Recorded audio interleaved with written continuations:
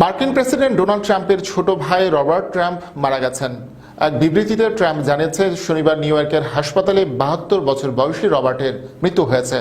শুক্রবার তাকে হাসপাতালে দেখতে গিয়েছিলেন মার্কিন প্রেসিডেন্ট। শুক্রবার বিভিন্ন মার্কিন সংবাদ মাধ্যমে রবার্ট ট্রাম্পের গুরুতর অসুস্থতার খবর আসে, তবে তিনি কী ধরনের অসুস্থতায় ভুগছিলেন তা জানা যায়নি। ওই দিন সন্ধ্যায় ট্রাম্প তার ভাই রবার্টকে দেখতে প্রেসবিটারিয়ান হাসপাতালে গিয়েছিলেন। সে সময় তার মুখে মাস্ক ছিল। তিনি প্রায় 45 মিনিট হাসপাতালে অবস্থান করেন। ট্রাম্পের ইম্পায়ার্স রিয়েল এস্টেট বিনিয়োগের সবকিছুর দেখাশোনার দায়িত্বে ছিলেন রবার্ট। হাসপাতালে যাওয়ার আগে সাংবাদিকদের সঙ্গে আলাপকালে ট্রাম্প বলেছিলেন, সৃষ্টিকর্তা তাকে ভালো রাখুন, সে খুব খারাপ সময় পার করছে। হাসপাতালে ভাইকে দেখে আসার পরই নিউ জার্সিতে নিজের গলফ ক্লাবে সময় কাটাতে যান ট্রাম্প।